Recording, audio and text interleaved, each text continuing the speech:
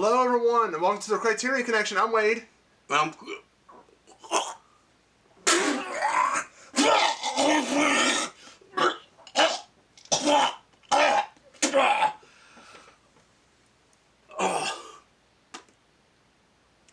Scott. And we're here to talk about the movie that has no one blinking ever. We're talking about Paul Morrissey's Blood for Dracula.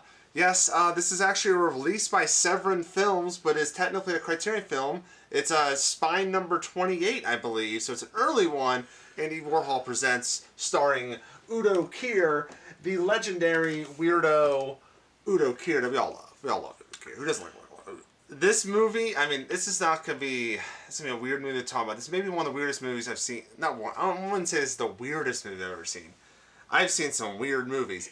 But this one is definitely the weirdest Dracula film I've seen. It's almost like someone just came up with a weird vampire idea and thought nobody would want to watch it unless it was Dracula. Yes. So they just made it Dracula, but like... There are so many things that, like, we even joked before we watched the movie, what if the twist was he wasn't really a vampire? Yeah. Because if you watch the movie, he's in sunlight a lot in this movie.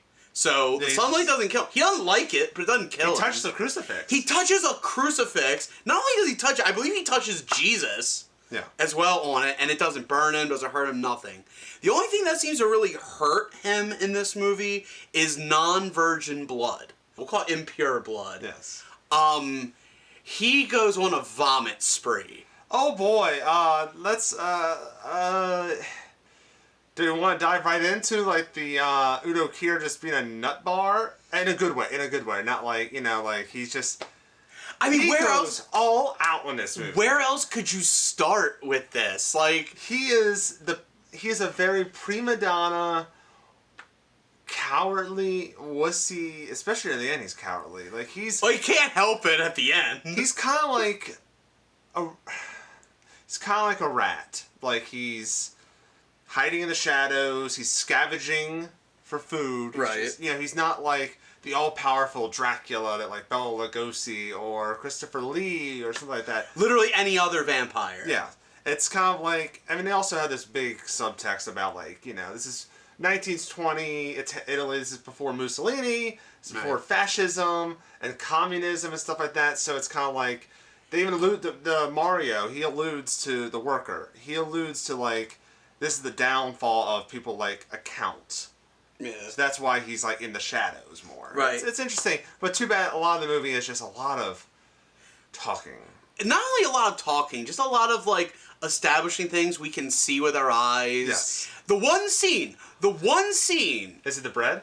It is the bread. Yes. The one scene that it would have really been nice if instead of talking about it, you showed. So there's a scene in the movie where they're talking at the fucking bar or whatever. And they hear that, by the way, who just mentions that someone's a virgin when they get killed? But they're like, oh, the virgin girl, she got hit by a car or whatever, she's dead, and there's blood everywhere. And so, Anton, right? Yeah, Anton. Anton decides, rather than like scoop up some blood or whatever, he takes a loaf of bread, which is actually kind of ingenious if you think about it, and he sops up, like a sponge, the blood into the bread. Again, would have loved to have seen this. So he takes the bread to Dracula, and he proceeds to tell him in very, very descriptive detail, almost as if it was supposed to be shot and wasn't. Yeah. Till he finally gives him the bread, and when I tell you, out of context, if you just watch this, you thought, man, that dude just really loves sniffing bread. Yeah. I will say, there's a little too much rape. For me, just a little rape is too much. I am not a fan of rape in movies. Yeah. That's one of those things where I know the thing is always show, don't tell. Rape is something you can tell and not show for me. I don't need to see someone getting... It's like rape is very uncomfortable for me. There's a point where... And I just don't think it's necessary. There's a point where a certain character is like, if I rape you right now, Dracula won't get you. And you're like... It's good logic, but it's still like, dude, that's fucked up. And especially with how he's been throughout the whole movie. By the way, he's pretty much our protagonist, I guess. Protagonist. You forgot great. Wade, you forgot the most important piece of information about that. She's 14. But I will say this: this is a 4K transfer. Looks beautiful. Yes, that was one thing I will say. Like the sets and the costumes, Camera work too, and the camera work are really good. Like this is like, if this was a silent movie, perfect. This would have been a great silent movie with the way everything looked, the way the people looked. Like the people looked fine. But also we have to talk about the Anton's eyes. You mean the eyes that never blink? There's a lot of characters who get like very wide-eyed, but him, oh my god, I don't leave in the comments if you know how many times he actually blinks in the movie on camera. Don't be trying to cheat with he was blinking off camera. No. I want to know how many times on camera that dude blinked. And if you can give me the right number, you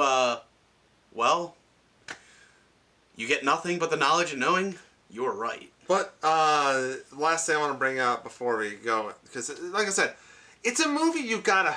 It's an experience. It's an experience. You can't really fully describe it. It's an hour and 43 minutes. The last, I would say 10 minutes, but I'll add the 5 minutes when everything starts ramping up. The last 15 minutes of the movie is worth it. Yeah, and it's one of those things where normally we might delve into spoilers. This is one I really don't want to spoil because unless you see it. Like, if I describe to you what happened, you'll already have an idea of what it's going to look like and what you'll see. It does you no service. It needs to be seen. Especially because the way this movie works is, it's a combination of really boring scenes and then really unintentionally funny scenes with some nudity thrown in, with some very hairy privates, male and female. Yes. But once you get to that end, it's worth everything. Like, I doubt you would appreciate it as much if you didn't sit through everything else. Yeah, we were kind of like, again, like, uh-oh. We were fine the first 15 minutes, but like once you're halfway, you're like, uh-oh. Yeah. And then the ending happens, and you're like... Yeah. So, Scott, I mean, here's the question. This is actually a question I've been thinking about for the past hour and a half. Right. Since we just watched the movie like an hour and a half ago. Right. Would you recommend this movie? Yes, I recommend it as an experience. I don't know if y'all still if we're still doing the whole buy, rent, skip. If we were going in that realm, I would say rent because it's worth a viewing. And if you like it, buy it. I just feel like this is either love or hate. You're either going to really enjoy your experience for all the wrong reasons, obviously. But if you don't like it, you are going to hate this. The issue I have with this is it is out of print. So it is hard to find. This is why I bought the Severin film version because, like, holy crap. Everyone's like, oh my god, Blood for Dracula. I'd say own it. I'd say buy the Severin. You know, we're not sponsored by Severin Films, but it's 4K. I mean, it's nice. It's nice. It's got nice packaging. It comes with a soundtrack and all kinds of special features. Just saying that.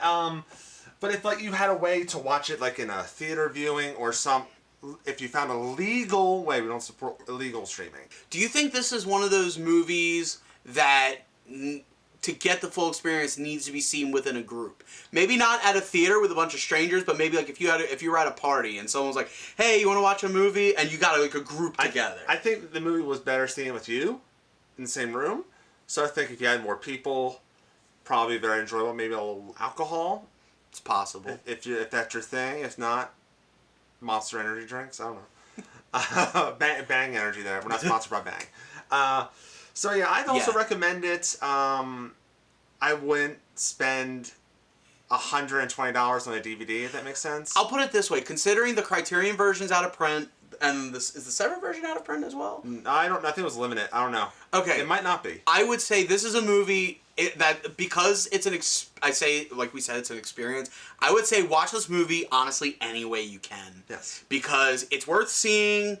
It's probably going to be expensive if you can find a copy. And this is definitely one of those, I think you need to try before you buy. Yeah. I think it's not going to be for everyone. I don't think everybody is going to find the humor, the unintentional humor like we do. some may find it and it just might not be their thing. It might not be, they might have different standards. This is a hard one to just straight up say, like, buy, rent, skip, watch, stream, whatever. It's hard. But if you find a way to get a copy or watch it, definitely watch it. Yes. I'd recommend that part. You got to do it at least once for your own sake. I'm going to tell you now, I have not seen Flesh for Frankenstein, and I think Severin announced they are going to do that in the future. I'm excited to do Flesh for Frankenstein. Right. Now, was that on Criterion? Yes. Okay, then it definitely counts. I don't know how gimmick-wise, because we have the blood right now. I don't know how I'm going to... Maybe I'll just stitch stuff. Just cut my chest open. We're good. I trust you'll bring me back. But that's our thoughts on Blood for Dracula. Let us know in the comment section below what you think about this film. Have you seen it? Yeah, tell us about your experiences watching it, showing it to other people, your initial thoughts, and any other batshit Criterion movies. Or hell, if you just have a batshit movie you want us to just watch on our own, unrelated to Criterion or whatever, throw it in the comments. Fuck it. Why not? Yeah. We like a good time. Subscribe, share, do all that stuff, Right. We're almost 200 episodes in. You know the drill. Right. And also, check out Scotland Yard stickers on Instagram. SCOTLIN Yard. And subscribe. And then go to, we got links to our Etsy shop and our Redbubble shop as well. And you can get all kinds of stickers. And we're starting prints soon. So don't worry, Scott. Save your breath. It's all going to be in that description down there, underneath the title and the date we uploaded and all that stuff. It's all going to be under there. Right. Until next time, I'm Wade. And I'm Scott of Scotland Yard Stickers. And we will see you later.